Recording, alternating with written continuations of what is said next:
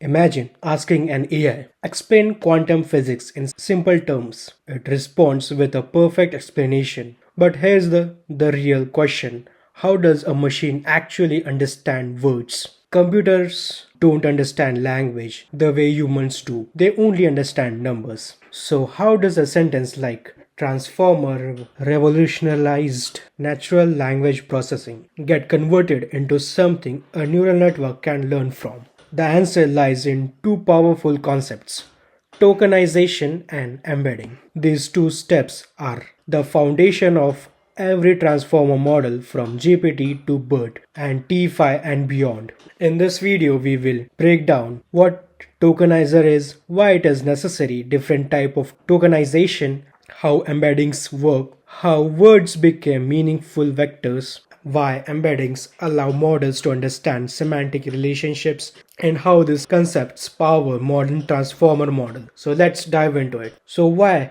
text must be converted to numbers? Neural networks operate on mathematics. They process vector, matrices, and tensors. But natural language is made of characters, words, sentences, and context. For example, AI is transforming the word. A neural network cannot process raw text. So the first challenge is convert human language into numerical form. The transformer pipeline typically follows this process. First we have a natural text, then we do tokenization, then we have a token IDs, then we do embeddings, then it goes to neural network processing. So the first step is tokenization. So what is tokenization? Tokenization is the process of splitting text into smaller units called tokens. Tokens can represent words, subwords, characters, or symbols. For an example, let's take a sentence. Transformers changed NLP forever. After tokenization, it becomes a list of words, that is, a transformer changed NLP forever. These are the tokens. Each of these units is called a token, but modern language models rarely use word level tokenization. Instead, they use subword tokenization. But why? Because language contains millions of words. Many words are rare, misspelled, newly invented, domain specific. So subword tokenization solves this problem. So how many types of tokenizations are there? There are several tokenization strategies. Let's look at the most important one, that is the word tokenization. This splits sentence based on spaces. For an example, I love machine learning. So this will be splitted based on the spaces.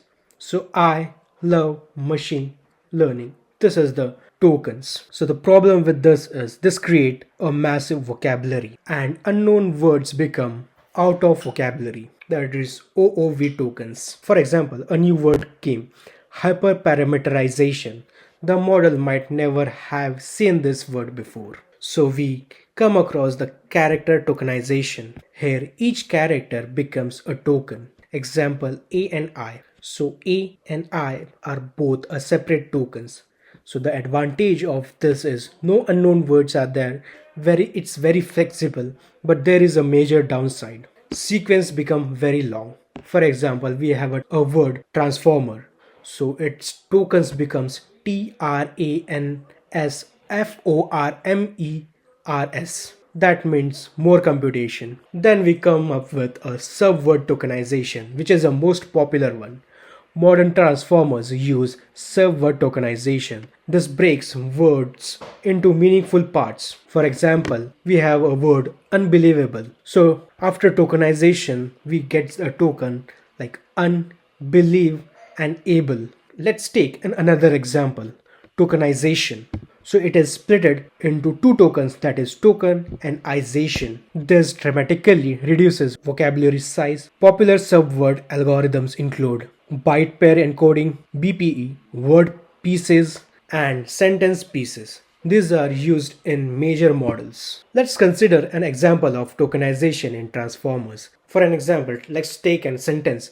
Transformers are amazing models. So after tokenization, we get transformers are amazing and models, these tokens. Then each token is mapped to a token ID. There is a dictionary of token ID then which is get mapped to this tokenized word, to this subwords.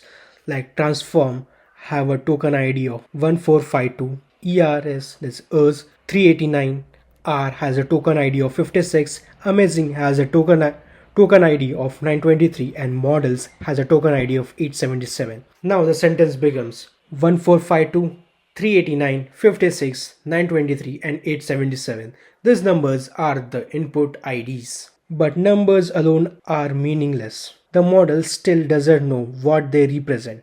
So we need the next step, that is embedding. So what are embeddings? Embeddings converts token into dense numerical vectors. Instead of a single number like 1452, the token become a vector of numbers. So this is an example of embedding vector. So this embedding vector is nothing but a continuous vector that the model can work with. Typically, embedding sizes are 128, 256, 512, 768, 1024, 4096. These are nothing but the input sizes that a model can take as an input. This amount of size is taken by the model as an input. For example, the BERT model has a 768 embedding size, GPT-3 has a 12,288 embedding size, and GPT-4 has much larger embedding size. So each word is now represented as a point in high dimensional space. So the embedding size help us to understand that how much size of data a model can take at once. Like for example, this BERT model can take a size of 768 input data can be given to a BERT model as an input. So why embeddings are powerful? Embeddings capture semantic meanings. Words with similar meaning appear close together in vector space. For example, king, queen, man, woman. A famous embedding relationship is king minus man plus woman is equal to queen. This shows that embedding learn relationships between words. Another example is Paris and France, Berlin and Germany. These relationships are learned automatically during training. Embedding matrix. Transformers store embeddings in a huge embedding matrix. For example, we have a vocabulary size of 50,000. Embedding dimension is or embedding size is 768. So with the embedding matrix space becomes 50,000 into 768. Each row corresponds to a token vector. Then we also have a positional encoding. Transformer process token in parallel. But if everything is processed simultaneously, how does the model know the order of words? For example, dog bites man, man bites dog. Same words, completely different meaning. To solve this problem, transformers add positional encoding. This injects information about token position, so the final embedding becomes token embedding plus positional encoding. This allows the transformer to understand sequence order or a sentence order. That means which word comes at which position. So let's look into a full transformer input pipeline. So firstly, we have a text input which get tokenized. That is, the text is split into tokens. Then we have a token ID. Each token is given a token ID. Then we do a embedding which give a continuous vector, that is a numerical representation which is understood by the model. Then a positional encoding is added to this embedding. Then we have a final input vector which is given to the transformer layer. These vectors are then processed through self-attention, feed-forward network, layer normalization, and residual connections. So let's look at a real world example from a transformer perspective. For an example, take a sentence, AI will transform the future. So first step, that is a tokenization. Its text is tokenized. In this form, AI will transform the future. Then token IDs are assigned to these tokens. Then in the third step, we have embeddings. Each token becomes a 768 dimensional vector. And why 768? It could be 128 based on the model architecture. For this example, let's take 768 dimensional vector. So the token AI will be converted into in this vector, the word will be converted to this vector. Then in step 4, we apply positional encoding, in which position vectors is added.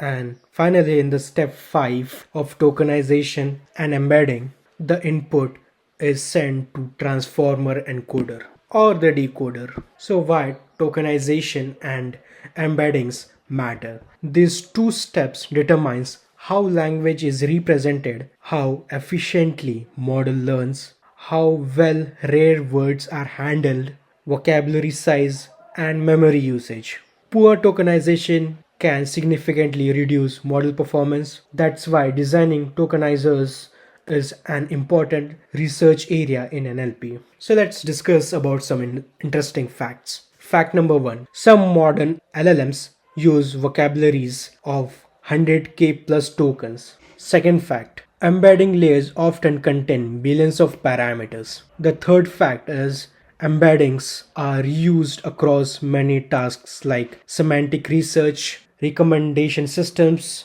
question answering, text similarity. And the last fact, companies train specialized embeddings for domain like medicine, finance, and law. Conclusion. So today we explored two fundamental concepts behind transformers, that is tokenization, breaking text into tokens, and embeddings, converting those tokens into meaningful numerical vectors. Together, they allow machines to transform human language into something neural networks can process and learn from. Without tokenization and embeddings, modern AI systems like GPT, BERT, and T5 simply wouldn't work. If you enjoyed this deep dive into AI and transformers, make sure to subscribe for more such videos on generative AI, larger language models, transformer architecture, and real world AI project. And let me know in the comments what topic should we break down the next. Until next time, keep learning, keep building, and keep exploring AI. Till then, I will see you in the next one.